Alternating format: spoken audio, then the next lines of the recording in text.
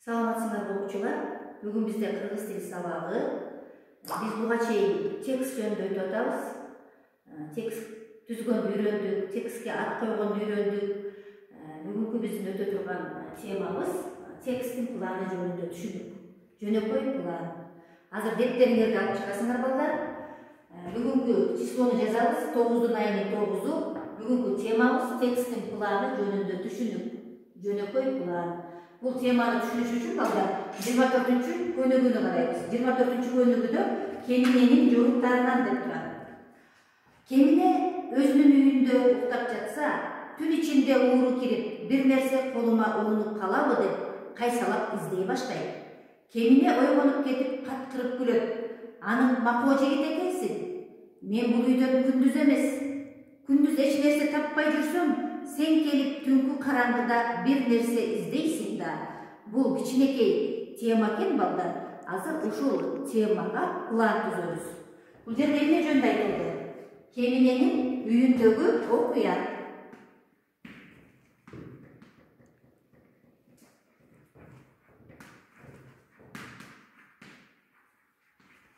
Үйүндөгү окуя. Экинчи жүз болсо, бул жерде Кеминенин сөзү.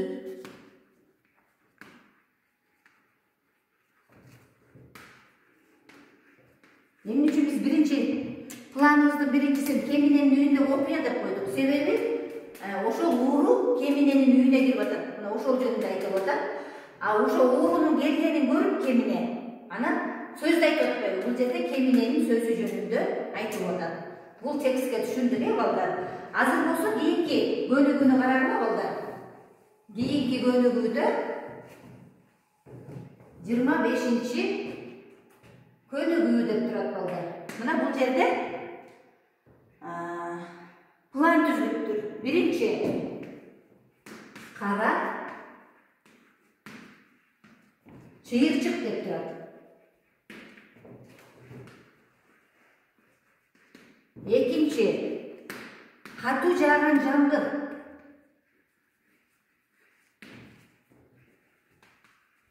Катуу жааган жамгыр. Үчүнчү окуябыз бактагы бала.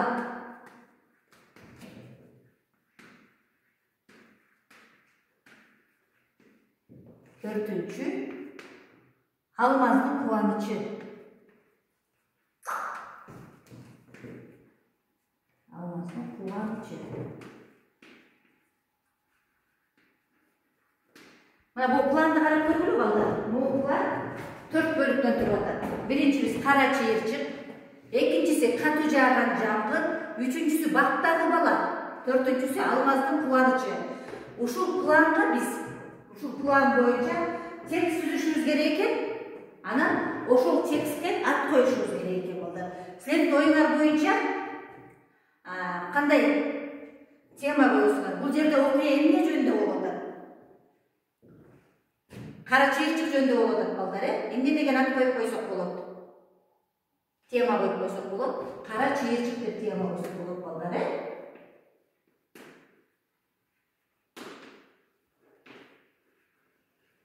Эми ушу кара чыйырчык боюнча текст түзөбүз, балдар. Кара чыйырчык жөнүндө жазып кетесиңер биринчисинде, экинчисинде катуу жааган жамгыр. Жамгыр катуу жаап, ошо кара чыйырчык балким жамгырда калып калды. Ошол окуя жөнүндө жазасыңар. Үчүнчүсү бактагы бала. Ошол учурда кара чыйырчык балким бактын башына кулап кетти жамгырда.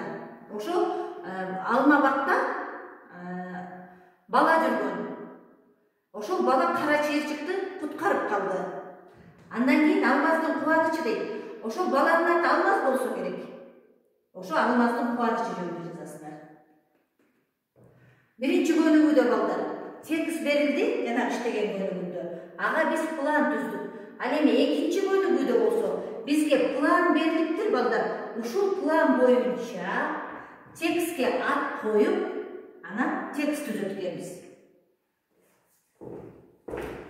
Андан кийинки көнүгүү. Андан кийинки көнүгүүнү карагыла, балдар. 26-көнүгүү дейт. Төмөнкү тексттин мазмуну менен план дал келеби? Түшүндүргүлө дейт. Мен силерге азыр муну окуп берем. Биринчи планын окуп берем.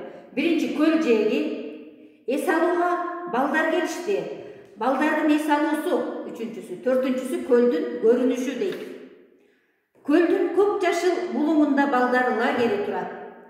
Шаарлардан да, айылдардан да бул лагерге дем алууга балдар келишет. Кээси 2 айга, кээси 1 айга, кээ бирлери 2 гана жумага келишет. Бардыгы тең көлгө кызыгышат. Кумга оонап, күнгө кактанышат.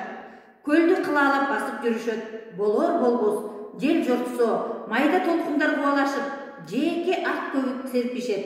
Ошентип ак көбүктү жээктен кеткилери келишпейт. Балалыктын кумары таркабайт. Кара көк тартып көл көйкөлөт. Аптап кайнап, кум үстүндө закым көчөт. Бул текстке план дал келет балдар. Мына көлдүн жээги жөнүндө айтылып атат. Көлдүн жээгинде лагерь тургандыгы жөнүндө, бул лагерге балдар барып эс алгандыгы жөнүндө айтылып атат. Балдардын эс алуусу жөнүндө айтылып атат. Анан текстибиздин аяк жагында көлдүн көрүнүшү жөнүндө айтылып атпайбы мына. Көл көйкөлөт деп көлдүн көрүнүшү жөнүндө айтылып атат. Түшүндүк балдар буга? Эми балдар, үй тапшырма, үй иши дейбиз. Үй иши.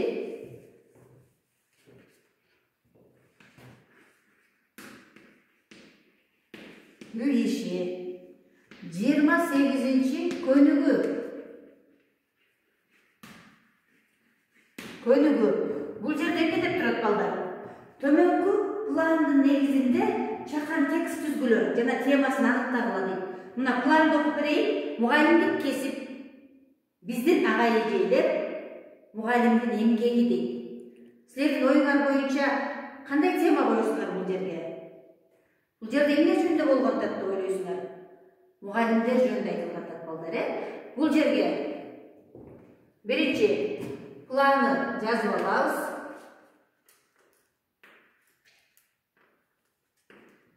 Мугалимдик кесип деп.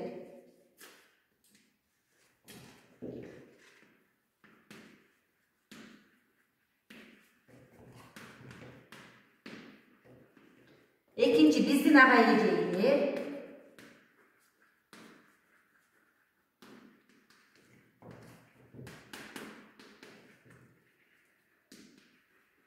Üçüncü mugallimdin emgegi.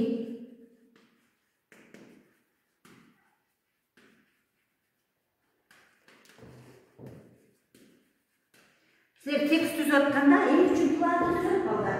Sebebi bizdin tekstimiz başalaman bolup kalbaş üçün uşu planın negizinde жазасыңар. O жерде birinci mugallimdik kesip деп туруп, mugallimdik kesip жөнүндө токтолуп жазасыңар. Андан кийин барып биздин ага эжелер жөнүндө жазасыңар. Андан кийин мугалимдин эмгеги жөнүндө жазабыз балдар. Буга өзүңөр текстке ат коесуңар. Сабакка катышканыңарга рахмат балдар, саламатта калгыла.